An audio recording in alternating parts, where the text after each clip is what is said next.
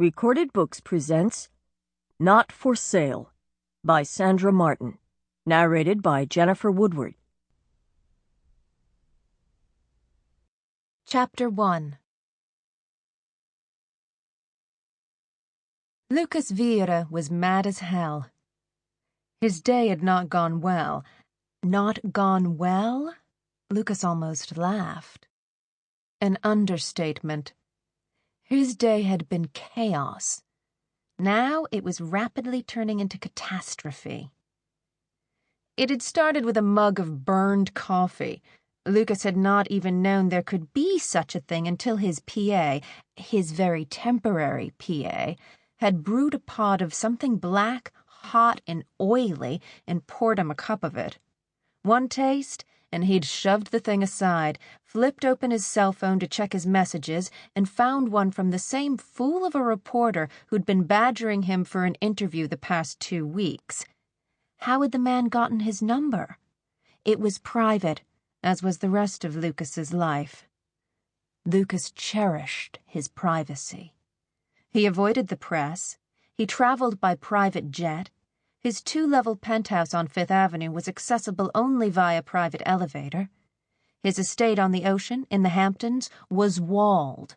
The Caribbean island he'd bought last year was festooned with no trespassing signs. Lucas Vieira, man of mystery, some wag had once called him. Not exactly true. There were times Lucas couldn't avoid cameras and microphones and questions. He was a multi-billionaire, and that stirred interest. He was also a man who had risen to the top in a profession where lineage and background had significant meaning, and he had neither. Or rather, he did, but not the kind Wall Street generally preferred. Not the kind he would discuss, either. The only questions he would ever consider were those that concerned the public face of Vieira Financial.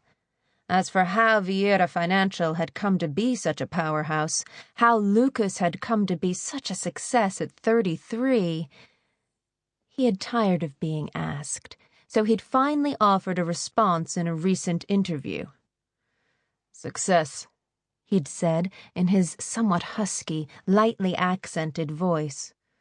"Success is when preparation meets opportunity." "That's it?" the interviewer had said. "That's it," Lucas had replied, and he'd unclipped the tiny mic from the lapel of his navy wool Savile Row suit jacket, risen to his feet, walked past the cameras and out of... Sample complete. Ready to continue?